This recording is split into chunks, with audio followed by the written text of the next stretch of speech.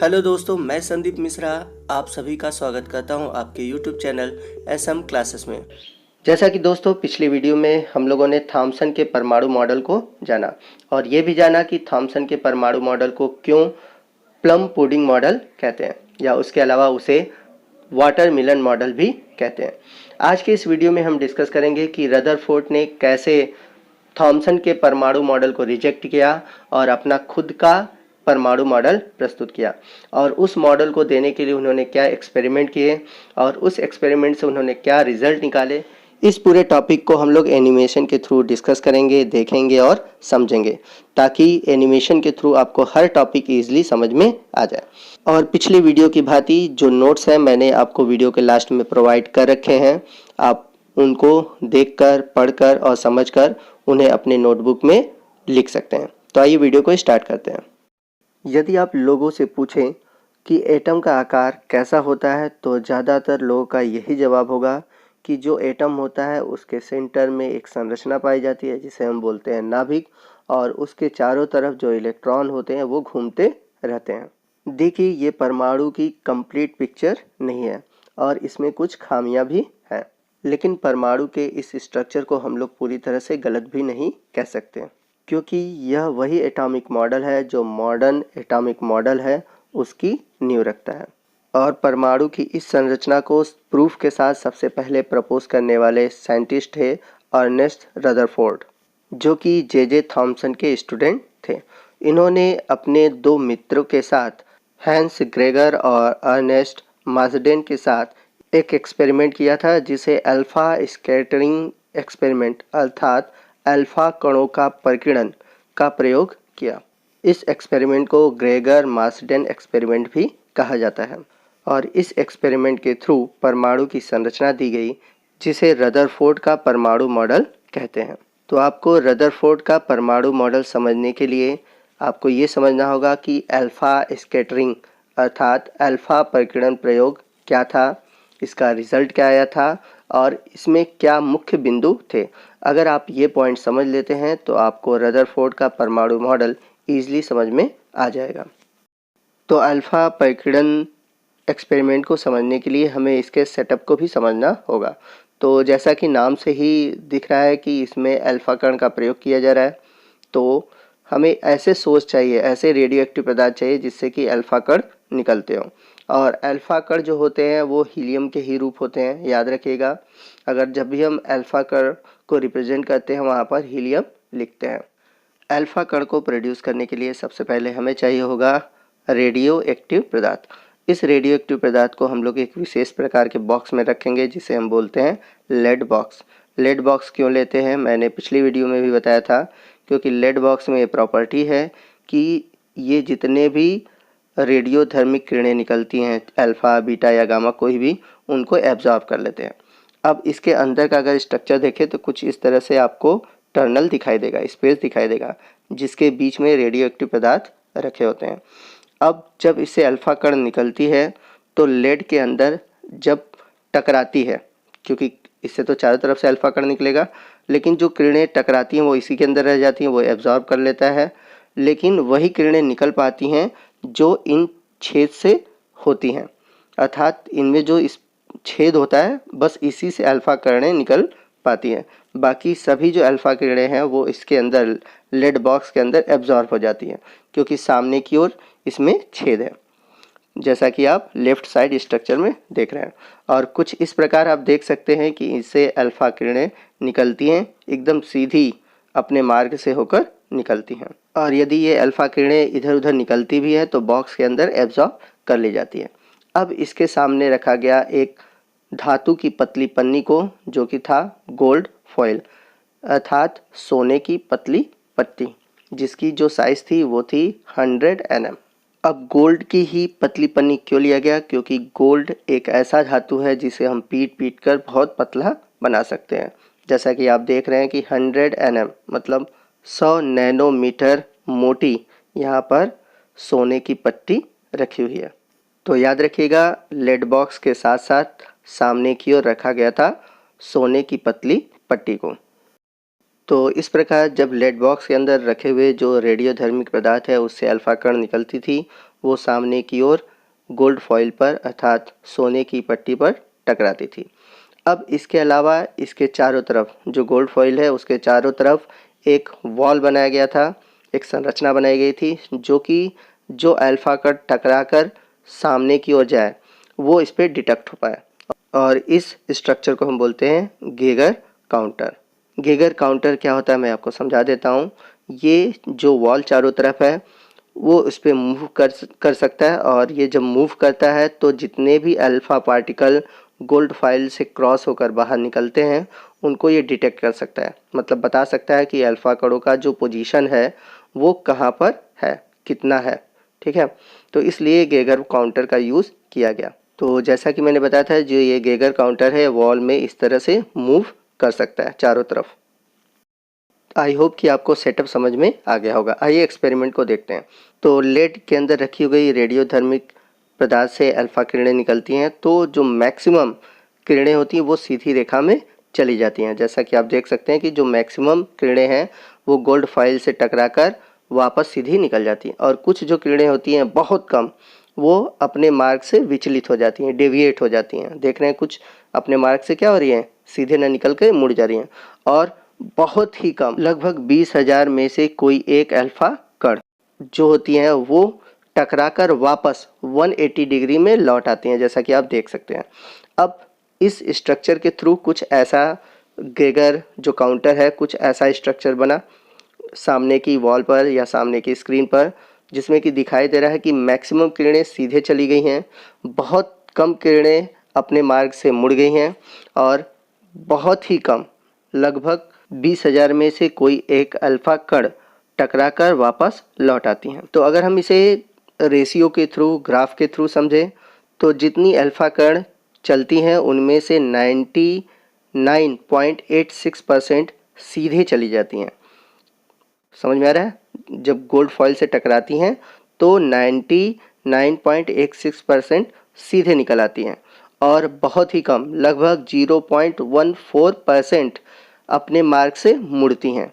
और वहीं बात करें, जैसा कि मैंने बताया था, बहुत कम जो अल्फ़ा किरणें होती हैं वापस टकराकर लौट आती हैं, मतलब कि लगभग 0.0125% जो किरणें होती हैं, लगभग 8,000 में से कोई एक कण वापस 90 डिग्री के कोण से लौट आती हैं, मतलब 90 डिग्री से अधिक के कोण पर लौट आती हैं।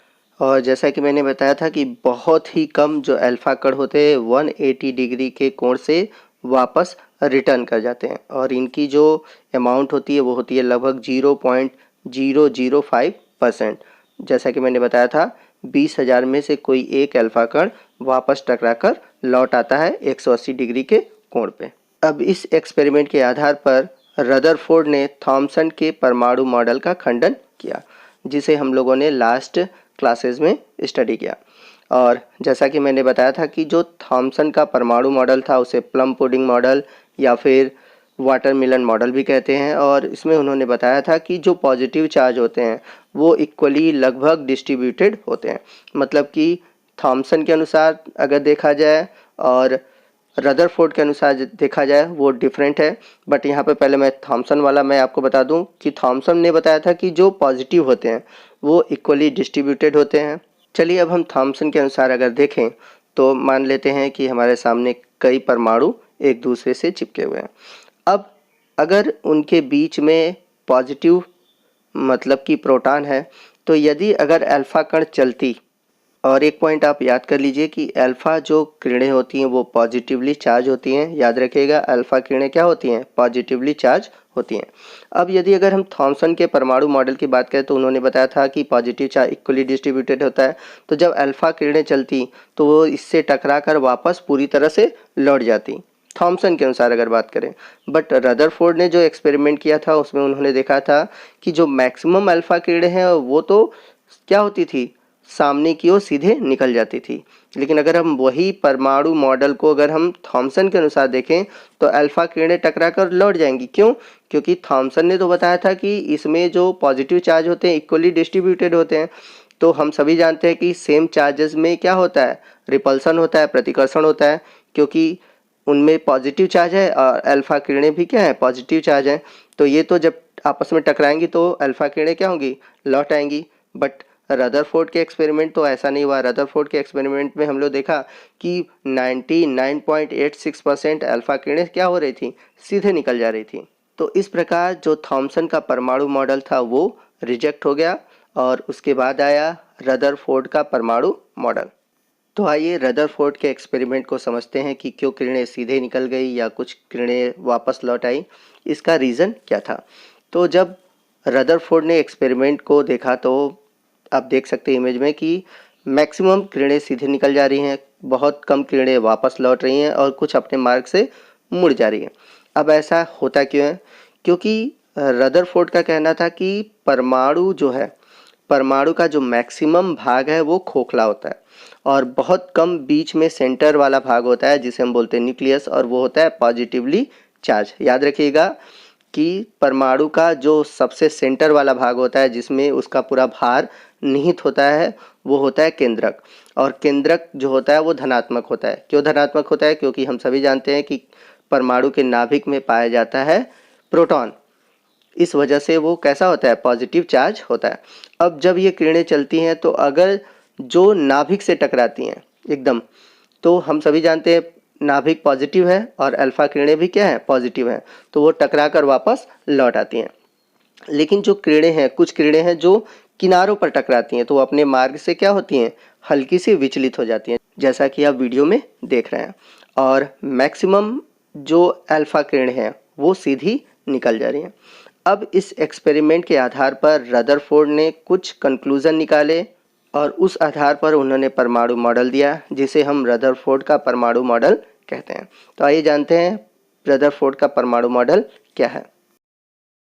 तो जैसा कि इमेज में आप देख सकते हैं रदरफोर्ड के परमाणु मॉडल को, जैसा कि हम लोगों ने पीछे वीडियो में देखा था, सब वैसे ही सेटअप है। इसमें अल्फा कण के स्रोत निकल रहे हैं, आगे लेड प्लेट से चल रहे हैं और आगे की तरफ आपके सोने की पन्नी है और उसके चारों तरफ फोटोग्राफिक प्लेट है जिस पर कि हम अल्फा कण को डिटेक्ट करते हैं। तो रदरफोर्ड ने थॉमसन के परमाणु मॉडल की प्रामाणिकता को साबित करने के लिए प्रयोग किए, किंतु इसके परिणाम बिल्कुल अलग थे। जिन्होंने थॉमसन के परमाणु मॉडल का पूरी तरह से विरोध किया और उन्होंने थॉमसन के परमाणु मॉडल को पूरी तरह से नकार दिया। तो जैसा कि मैंने पीछे बताया था कि जब रदरफोर्ड ने एक्सपेरिमेंट किया तो मुख्य आधार उन्होंने थॉमसन के परमाणु मॉडल को ही बनाया, परंतु जब जैसे जैसे उन्होंने अपने एक्सपेरिमेंट के रिजल्ट देखे तो वो जान गए कि थॉमसन का परमाणु मॉडल कहीं ना कहीं गलत है। इसलिए उन्होंने थॉमसन के परमाणु मॉडल को रिजेक्ट करते हुए अपना परमाणु मॉडल दिया। तो आइए देखते हैं उनके परमाणु मॉडल के अनुसार क्या रिजल्ट आए, जो उन्होंने एक्सपेरिमेंट किया उससे क्या रिजल्ट निकला। तो रदरफोर्ड ने अपने प्रयोगों में रेडियोएक्टिव स्रोत से उत्पन्न तेज गति के अल्फा कणों को सोने की पन्नी, जैसे मैंने बताया था जिसकी मोटाई थी 100 nm, से टकराती है तो उसके परिणाम का उन्होंने अवलोकन किया और उसके हिसाब से उन्होंने निम्नलिखित निष्कर्ष निकाले। तो क्या निष्कर्ष थे, आइए उनको हम डिस्कस करते हैं।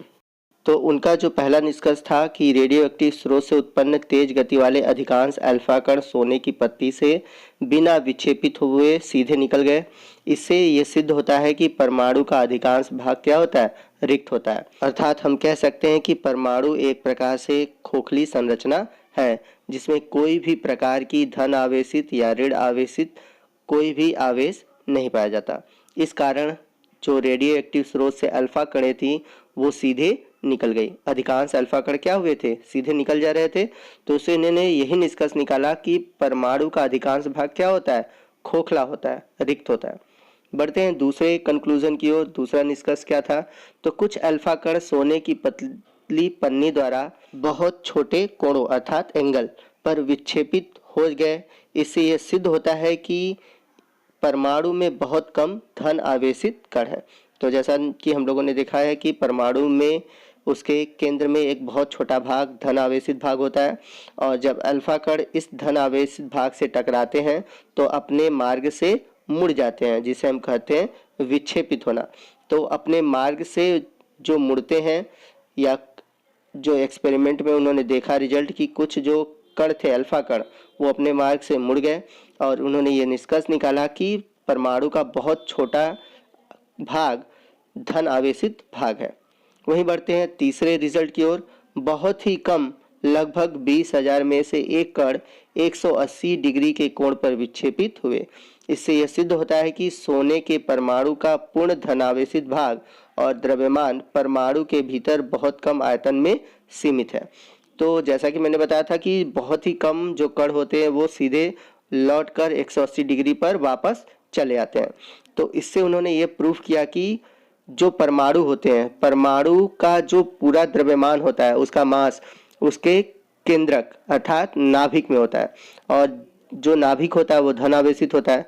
तो जो अल्फा कण थे जब बीचों बीच नाभिक से टकराए तो वो वापस लौट आए। लेकिन ये जो धनावेशित भाग होता है परमाणु में बहुत ही छोटा भाग होता है। तो इस प्रकार अल्फा कणों के परिकिरण द्वारा रदरफोर्ड ने परमाणु की संरचना प्रस्तुत की और उन्होंने निष्कर्ष निकाले।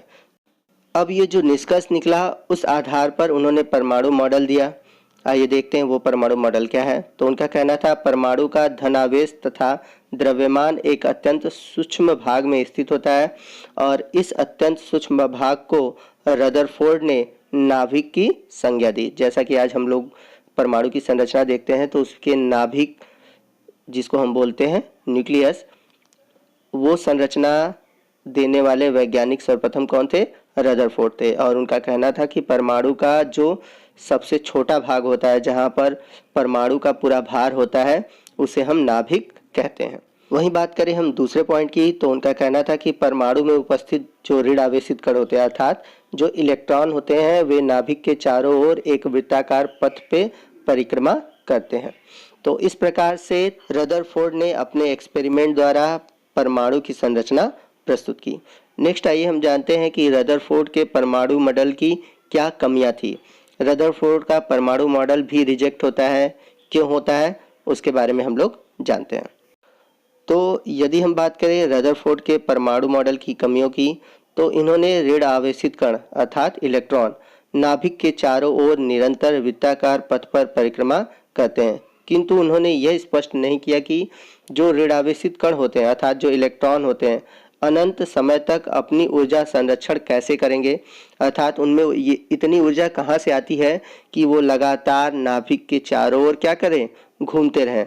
क्योंकि अगर वो निरंतर गति करते हैं या कोई भी कण निरंतर गति करता है तो उसमें ऊर्जा का क्षय होता है, ऊर्जा खत्म होती है और एक ऐसा कंडीशन आएगा कि जो इलेक्ट्रॉन होंगे वे अपनी ऊर्जा खो देंगे और क्या करेंगे, नाभिक पर गिर जाएंगे और जो परमाणु की संरचना है वो समाप्त हो जाएगी।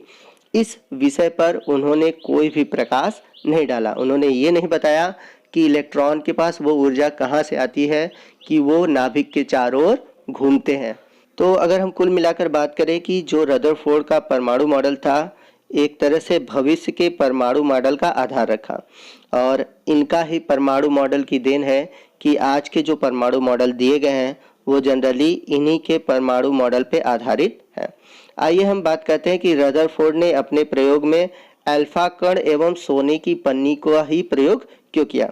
वो तो कोई भी कण ले सकते थे या कोई भी पतली पन्नी ले सकते थे, बट उन्होंने इन दोनों को ही क्यों चुना। तो बात करते हैं सोने की पन्नी का प्रयोग उन्होंने क्यों किया। तो सोने की पन्नी का प्रयोग करने का मुख्य कारण ये था कि उन्होंने इस प्रयोग के लिए बहुत ही पतली परत की ज़रूरत थी। तो जैसा कि मैंने पीछे भी बताया था कि जो सोना होता है उसको आसानी से पीट कर पतला किया जा सकता है, इसलिए उन्होंने सोने की पतली पन्नी का प्रयोग किया। वही बात करें अल्फा कण का प्रयोग क्यों किया। तो अल्फा कण धन आवेशित हीलियम कण होता है। तो जैसा मैंने पीछे भी बताया था कि जो अल्फा कण होते हैं धन आवेशित होते हैं और ये हीलियम के कण होते हैं जिनका परमाणु द्रव्यमान 4 होता है, इसलिए तीव्र गति से चल सकते हैं। इन अल्फा कणों में पर्याप्त ऊर्जा होती है। तो पर्याप्त ऊर्जा और तीव्र गति के कारण उन्होंने अल्फा कणों का प्रयोग किया। तो आई होप आपको समझ में आ गया होगा कि रदरफोर्ड के परमाणु मॉडल क्या थे, उनकी मॉडल की क्या विशेषताएं थी, क्या कमी थी और उन्होंने अपने एक्सपेरिमेंट में क्या किया। तो यदि आपको वीडियो अच्छा लगा है तो प्लीज़ वीडियो को ज़रूर लाइक कीजिएगा और कोई भी डाउट हो आप कमेंट कर सकते हैं। और यदि आप हमारे चैनल पर नए हैं और अभी तक आपने हमारे चैनल को सब्सक्राइब नहीं किया है तो प्लीज़ हमारे चैनल को सब्सक्राइब कीजिए। आज के लिए बस इतना ही। जय हिंद, जय भारत।